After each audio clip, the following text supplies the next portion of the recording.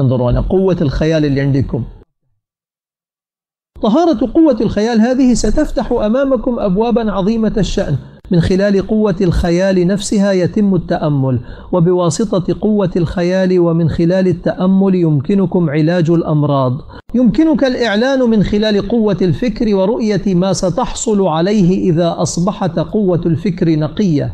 وإذا لم تكن قوة الفكر نقية فإن كل وقتك وطاقتك ستضيع بسبب القلق والهم والأفكار غير المفيدة والأفكار السلبية والأفكار عديمة الفائدة. لكن إذا أصبحت الفكرة نقية فتذكر أن الفكرة ليست شيئا ماديا أو شيئا ملموسا، ودليل ذلك أن هذه الفكرة لا تتعب أبدا. هذه الفكرة لا تتعب أبدا، فهي دائما في حركة. لذلك إذا قمنا بتنقية هذه الفكرة، طهارة الفكر هي الأهم على الإطلاق. فإذا قمنا بتطهير الفكر فتذكروا أن جميع اللذات المادية محدودة. فمثلا إذا أفرطت في الأكل سيؤلمك بطنك، أما لذة الشرب إذا شربت ماء كثيرا سيؤلمك بطنك، ولذة الزواج إذا أفرطت فيها ستصاب بالمرض.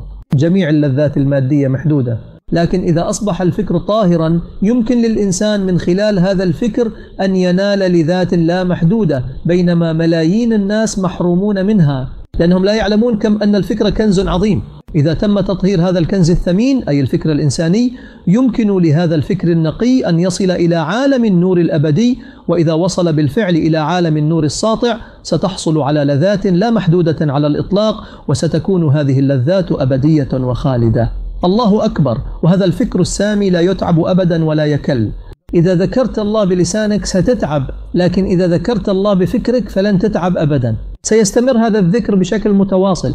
فما هي الفائدة الثانية لطهارة الفكر؟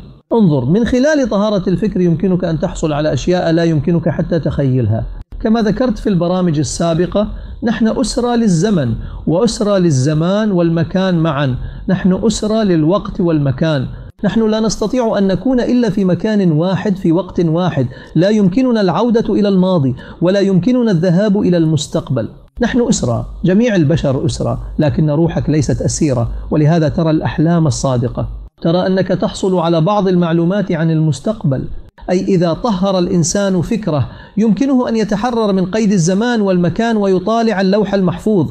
الله أكبر. ويا لها من شقاوة لنا أن الله قد منحنا هذه الصفات وهذه القدرات وهذا العلم. لو طهرنا أفكارنا لحصلنا على لذائذ عظيمة الشأن تفوق كل لذائذ الزواج ب1000 مرة، بل بملايين المرات. وليس هذا فقط، بل يمكننا أيضا أن نتحرر من قيد الزمان والمكان.